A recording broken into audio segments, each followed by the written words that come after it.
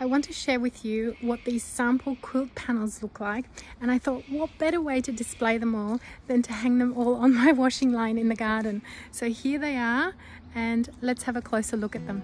Here is the dark blue one. Now each square is actually divided with a very faint running stitch line, and this is intended for you to quilt through.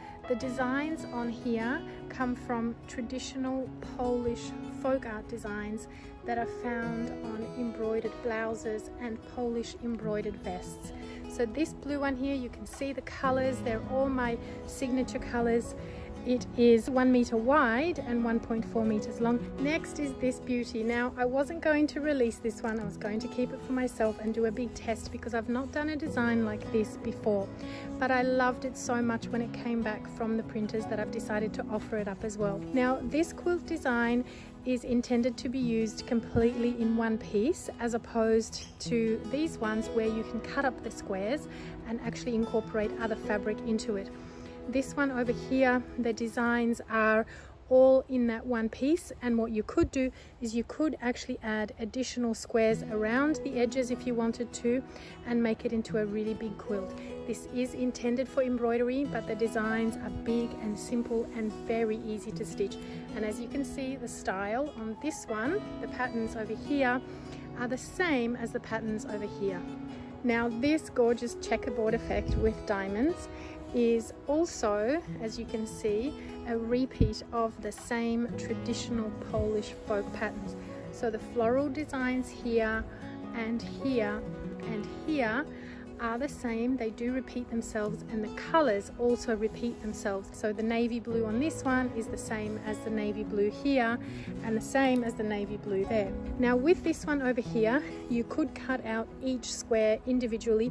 You could add your own fabrics in between. You could add fabric along the edges as well, or you could leave the whole thing as is and make a small single quilt. The embroidery for each of these designs is again very simple because the patterns are nice and big, very easy to stitch, and once again you can add a running stitch for when you're doing your quilting along all of these lines over here. Now the fourth one here is the same as the navy blue. The designs are exactly the same, the patterns are exactly the same, except that this one has a light creamy background color.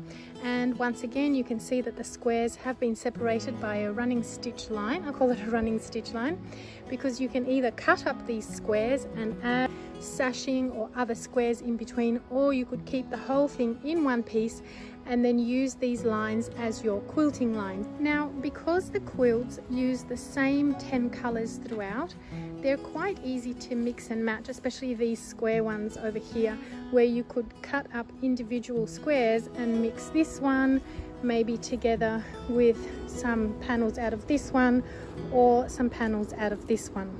Now lastly, I've also hung up my original quilt from last year, which I actually finished embroidering. Obviously many of you would have seen this one by now.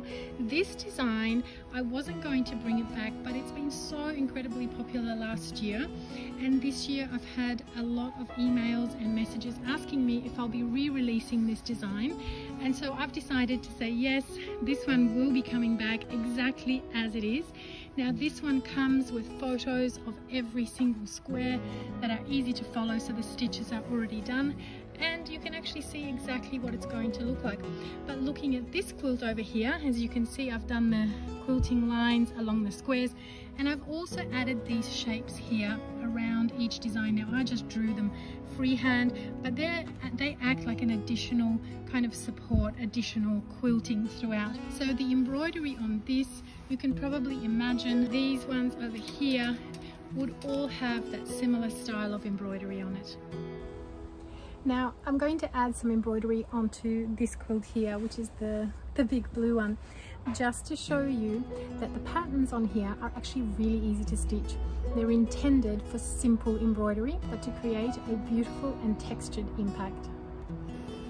So with a design like this, for example over here, all I'm going to do is I'm just going to lay down some largish lazy daisies.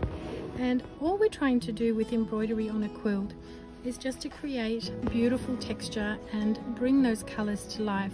You don't want to labor over every tiny little element, and as you can see, there aren't actually any tiny little elements on here.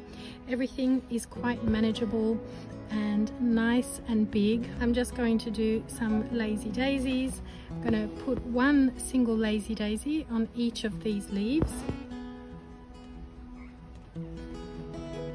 Now you can see already how much texture we've created, and that was nice and easy. I'm now going to add a stem stitch down that brown center line.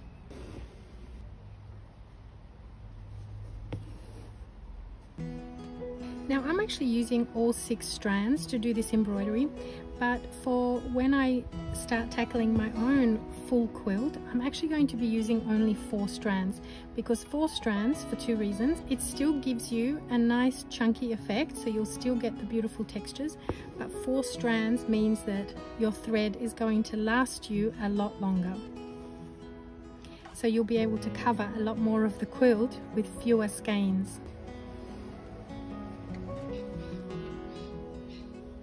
Now with this flower, I've decided to outline it in a chain stitch, but you could outline it in a back stitch or a stem stitch.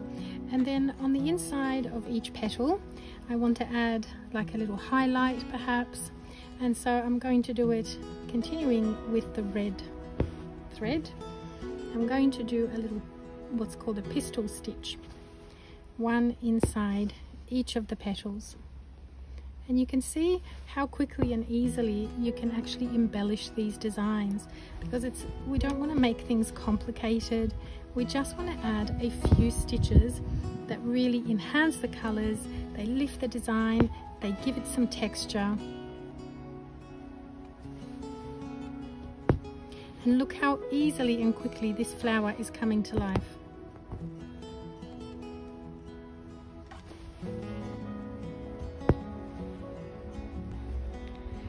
Now with the inside shape of this flower, all I've done is I've outlined it in a stem stitch, and then just to add a little bit more texture, I'm going to bring out my orange thread. How much I've got left of it, not much, and I'm just going to pop a few single stitches along the bottom of this flower.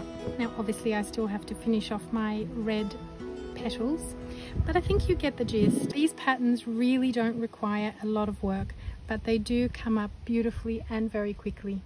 Now another important thing that needs mentioning about this fabric, because it's 50% linen and 50% cotton, the linen adds some beautiful earthy natural texture to it, and I'm going to show you a close-up of the fabric so that you know what to expect. Every now and again you're going to see these little specks of color that have come off, and that's because the linen is what adds the texture to the fabric, and every now and again it's got these little bits that stick out, and when they fall off they also take off a little bit of the color. Here you can see them a little bit better. They are very small and they're quite sparse, but I want you to know that this fabric does have that feature. However, it is the linen and cotton blend that makes it so beautiful to work on.